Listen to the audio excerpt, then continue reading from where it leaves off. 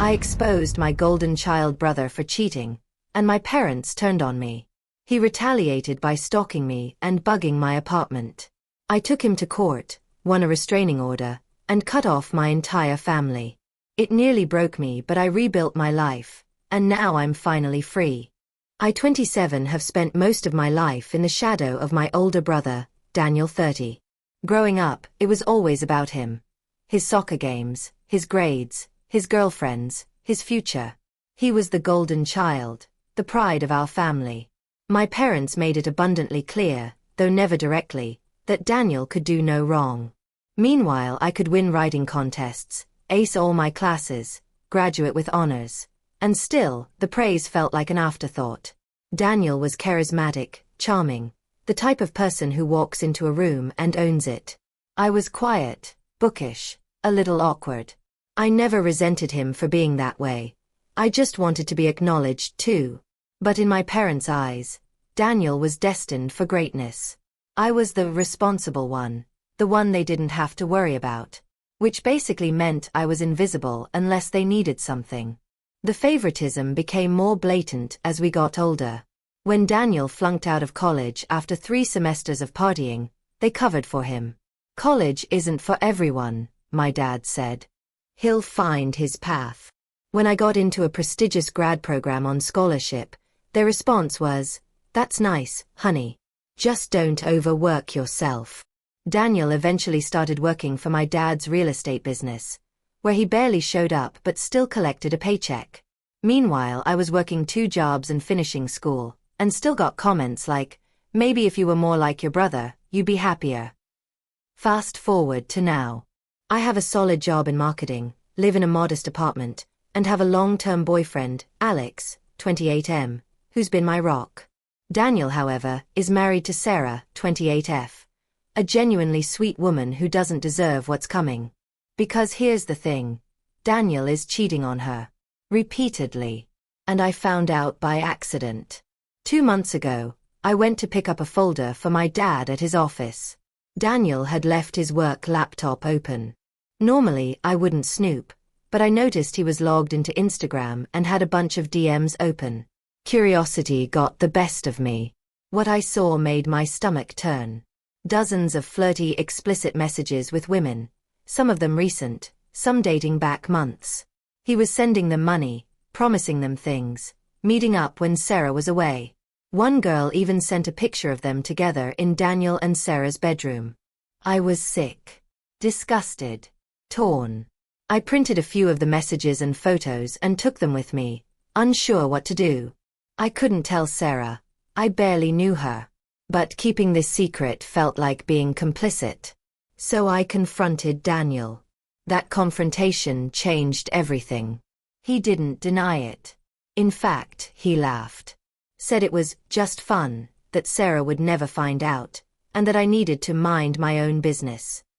When I threatened to tell Sarah, he got in my face, real close, and said, "If you ruin this for me, you'll regret it. Don't think Mom and Dad will be on your side. They never have been." And he was right. Because when I told my parents what I found, expecting at least some moral outrage, they defended him. Daniel's under a lot of stress. You don't know the whole story. Maybe you misunderstood. And finally, you always look for reasons to tear your brother down. Just because he's more successful. I left their house in tears that night. That was 6 weeks ago. Since then, everything has spiraled. And if you think this is the worst of it, you're wrong. This is just the beginning. After my parents shut me down, I went silent for a while.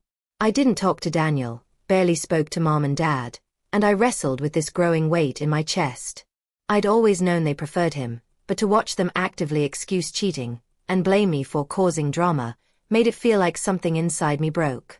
Alex, my boyfriend, was furious. "You have to tell Sarah," he said. "If you don't, who will?" He was right. I couldn't let her live in ignorance while Daniel kept living like nothing was wrong. So I made a decision. I arranged to meet Sarah for coffee. I told her it was about Daniel, something important, but I didn't go into details until we were alone. She was hesitant at first, nervous. Did something happen to him? She asked. No, I said. But something is happening, and you deserve to know. I gave her the folder of screenshots and messages I'd printed. She went pale as she looked through them. Her hands started shaking. She didn't cry. She didn't yell. She just stared for a long time, like someone trying to convince themselves it was all fake. Then she whispered, I thought I was crazy. I knew something was wrong. She thanked me. I told her I'd support her however I could. She left that cafe with trembling hands and red eyes, clutching the folder like it was a bomb, and in a way, it was. A week later, she left Daniel. Packed up, moved out, blocked his number. And all hell broke loose. I got the first phone call from my mom at 6 a.m. on a Tuesday. She was screaming. Not crying, screaming. Accusing me of ruining their family, of destroying Daniel's life, of meddling where I didn't belong. You always hated him, she shouted. You were jealous, and now you've taken everything from him. I hung up. Then came my dad. His voice was cold. No yelling, just disappointment. We're not sure we want you coming around anymore, he said. Not after what you've done. Daniel, meanwhile, went full-on victim mode. He posted cryptic stories on Instagram about betrayal, fake family, and people who stab you in the back while smiling. Some of his friends started messaging me, calling me a snitch, a B*TCH, saying I couldn't stand to see him happy. No one, and I mean no one, seemed to care about Sarah, about what she had been put through. My own parents didn't reach out to her. Not even once. I heard from mutual friends that she moved in with her sister and filed for divorce. Daniel is furious. Apparently, she's going after everything. The house, the car, alimony. And guess who he blames? Me. I wish I could say I felt vindicated. But I didn't. All I felt was tired. Tired of always being the one who does the right thing, only to be treated like the villain. My family is barely speaking to me now. Holidays are out of the question. Every time I try to explain to my parents why I had to tell Sarah, they twist it into something selfish. They say I enjoyed destroying Daniel's life. But the truth is, I think Daniel destroyed it all by himself. Still, something about all of this doesn't sit right with me. Because lately, I've started getting anonymous messages, weird emails, blocked number calls.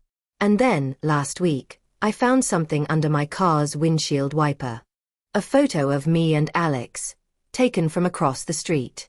No note. Just that. I think Daniel's done playing the victim. And now he's playing dirty. At first, I tried to tell myself the photo was just a scare tactic. A sick way of saying, I see you. Daniel had always been manipulative, but not dangerous. Right? I showed the picture to Alex, who immediately wanted to go to the police. This is stalking, babe. It's not just family drama anymore. I hesitated.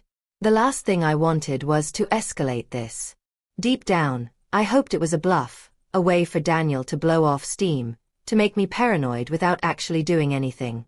But the anxiety crept in fast. I started double-checking my locks, looking over my shoulder when I walked to my car. I even changed my route to work.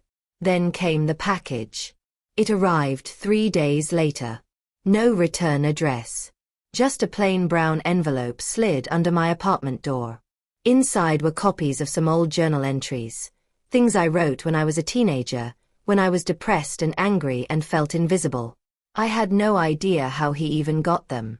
They were from my room at my parents' house, buried deep in a box I hadn't touched in years. The message was clear. I know you.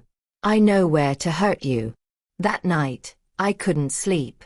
I sat in the living room with a kitchen knife next to me, while Alex paced and begged me to file a restraining order.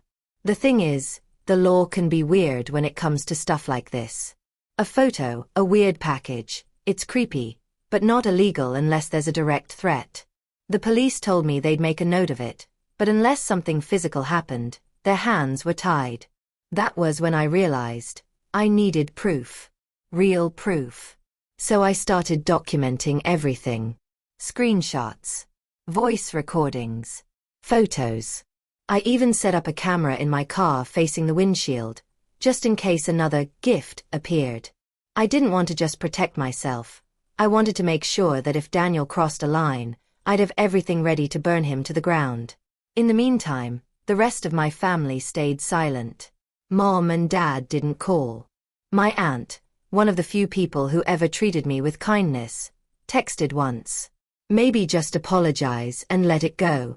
Family is family. I didn't reply. I started therapy. Not just because of Daniel, but because I realized how much I'd internalized this idea that I was always the problem. That standing up for myself meant causing trouble. That if I wasn't quiet, accommodating, invisible, I was the villain. And here's the twisted part. Part of me still wanted to believe my parents would come around. That they'd see what Daniel was doing, see how far he was going, and finally say, enough. But then came the dinner. My cousin was getting married, and the whole family was invited. I hadn't planned to go, but Alex convinced me to show up, just to see how things stood. It was a mistake. Daniel was there. So were my parents. And when I walked in with Alex, the room froze. Daniel smiled at me like a shark. My mother turned her back. My father gave Alex a glare that could have curdled milk. And then Daniel said loud enough for everyone to hear, "Look who finally crawled out of her little victim hole." That line, "Look who finally crawled out of her little victim hole," hung in the air like a gunshot. There were gasps, awkward coughs, clinks of silverware against porcelain. A few cousins tried to pretend they hadn't heard it. Alex grabbed my hand immediately, tense, like he was ready to throw a punch. I squeezed his hand back, silently begging him to stay calm. I forced a tight smile. "Nice to see you too, Daniel." He shrugged, lifted his wine glass. "Didn't expect you to show. Thought you'd be too busy playing whistleblower to ruin someone else's life." I wanted to scream. Instead, I looked over at my parents. Mom was pretending to read the menu, but her lips were tight. Dad glanced up just long enough to meet my eyes, and then looked away. They heard what Daniel said. And still, nothing. Alex leaned toward me and whispered, "We should leave." I almost agreed. But I didn't want to give Daniel the satisfaction. I didn't want to slink away like some scandalous pariah. So I stayed. We both did. We ate our dry chicken breast in silence, surrounded by relatives who used to play with me at family barbecues but now couldn't even make eye contact. After the dinner, I stepped outside for air. A minute later, Daniel followed. "I thought you were smarter than this," he said, standing just a few feet behind me. I didn't turn around. "Smarter than what?" "Telling the truth." He scoffed. "You think Sarah was innocent? You think she didn't want out? She was bored. She liked the drama. She deserved honesty," I snapped, spinning to face him. "You cheated on her, Daniel. That's not drama, that's betrayal." He took a step closer. "You've always been jealous. Ever since we were kids. You hated that they loved me more." I laughed bitterly. "They didn't love you more. They loved only you." That shut him up for a second. He stared at me, eyes narrowing, voice suddenly low and sharp. "I told you if you ruined this for me, you'd regret it. You already said that. I'm still waiting to see what you think you're capable of." His lips twitched, half smirk, half snarl. "You'll see." Then he turned and walked away, like we hadn't just had one of the most volatile conversations of our lives. Back in the car, I told Alex everything. He insisted we increase security around the apartment. We changed locks, installed a second camera, and I stopped going anywhere alone.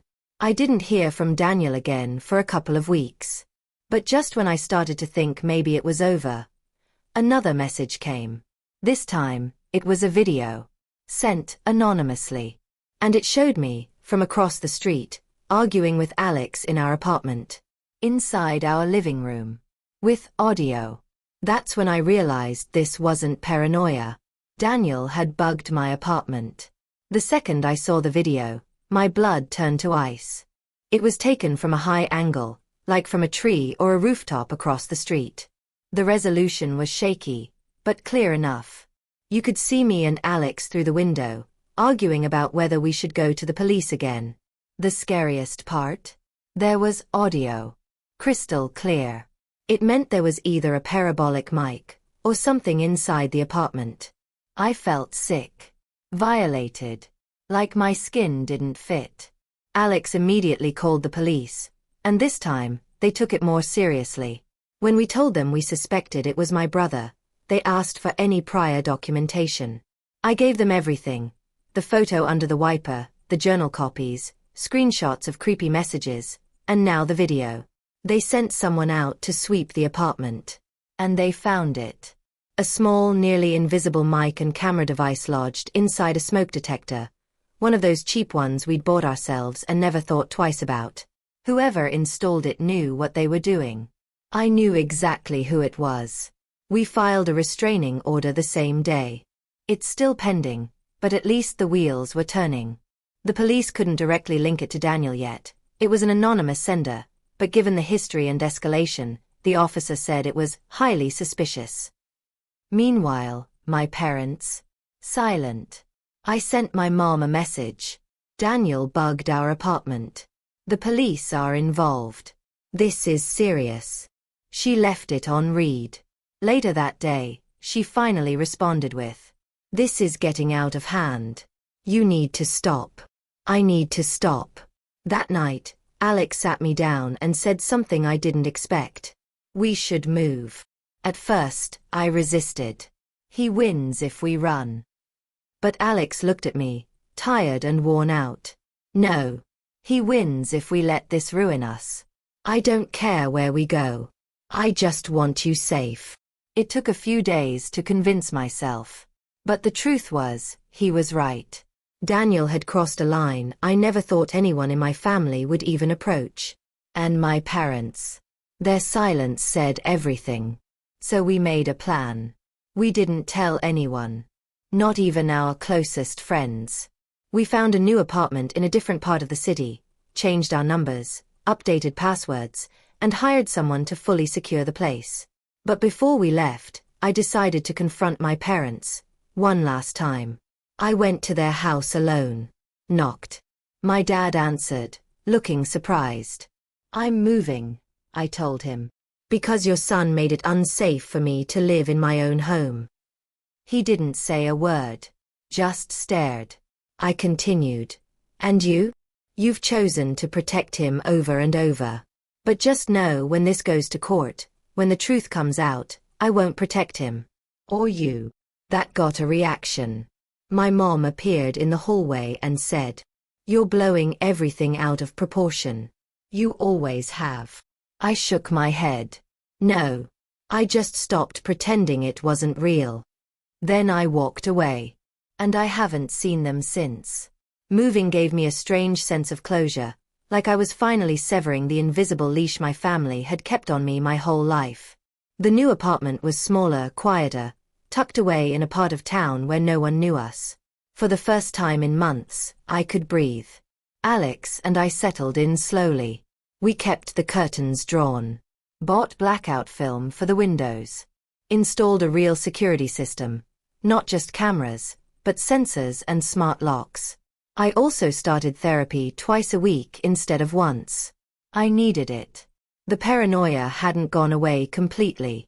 Even brushing my teeth at night, I'd catch myself glancing at corners, half expecting to find another hidden mic. We hadn't heard from Daniel in weeks. No packages, no messages, no sightings. Until the court date came. The restraining order hearing. Daniel showed up looking polished. Suit and tie. That smug smirk still resting just beneath his carefully composed face. He tried to charm the judge, talking about how misunderstood he was, how I had always been emotionally unstable, and how I'd been trying to tear him down since childhood. My lawyer calmly presented the evidence. the video, the photos, the device found in our old apartment, the screenshots. Daniel's smirk cracked a little when the officer testified about the bug. And even more when the tech specialist confirmed it had been remotely accessed from an IP address tied to his real estate office. Still, his defense team pushed hard. They leaned on lack of conclusive proof, the anonymous sender, and suggested the device could have been planted by someone else. But the judge wasn't buying it. She granted a 2-year restraining order on the spot. Daniel couldn't contact me, Alex, or come within 500 feet of either of us, physically or digitally. After the ruling, he walked past me in the hallway, flanked by his lawyer. He paused just for a second, looked me straight in the eye and muttered, "You're going to regret this." But the truth? I didn't. For the first time in my life, I felt like I'd finally stood up, not just to Daniel, but to my entire family. To the decades of favoritism, gaslighting, and subtle erasure. I hadn't just survived. I'd drawn a line and said, enough. It wasn't easy. There were still days I woke up dreading a knock on the door, or a phone call from a blocked number. But it was getting better. My world felt smaller now, but safer. A few weeks later, Sarah reached out. She'd finalized the divorce. She'd seen what happened in court and wanted to thank me again for warning her, even though it had cost me everything. It didn't cost me everything, I told her. Just the things that never really belonged to me in the first place. She smiled. And for once, I meant what I said. It's been almost a year since that court hearing. Daniel disappeared from our lives after the restraining order. I heard through distant relatives that he moved 2 states away and tried to start another business. Last I heard, it failed. Apparently, Sarah's divorce settlement took a good chunk of his assets, and she didn't hold back. As for my parents, we haven't spoken. After everything, I stopped waiting for an apology that would never come. There's been no call, no letter, no message saying, we were wrong. Just silence. But strangely, that silence is more honest than the lies they use to tell me. It's them saying, without words, that their loyalty was never to the truth. It was to the illusion of who Daniel was. And now that illusion is gone, and they can't face it. I've grieved them in the way people grieve the dead, not because they're gone, but because the version of them I needed never existed. Alex and I are doing well. We've built something strong out of all this mess. He proposed 6 months ago, and I said yes. Not because I needed saving, but because he never once tried to rescue me. He stood beside me and let me fight my own battles, but never let me feel alone. My therapist once said, some families are made through survival. I didn't understand it at first, but now I do. The people who stayed, the friends who believed me, the partner who protected me, the stranger who became an ally, Sarah, they're my real family. There are still scars. I won't pretend I came out of this hole. Sometimes I flinch when I see someone who walks like Daniel. Sometimes I second-guess myself when I'm too outspoken. And sometimes, when I hear stories about perfect families, something tightens in my chest. But I don't live in that place anymore. I live in a quiet apartment with someone who loves me. I have a job I'm proud of. I go to sleep without wondering who's watching me through a screen. And most importantly, I stopped trying to be the daughter they wanted, and started being the woman I needed.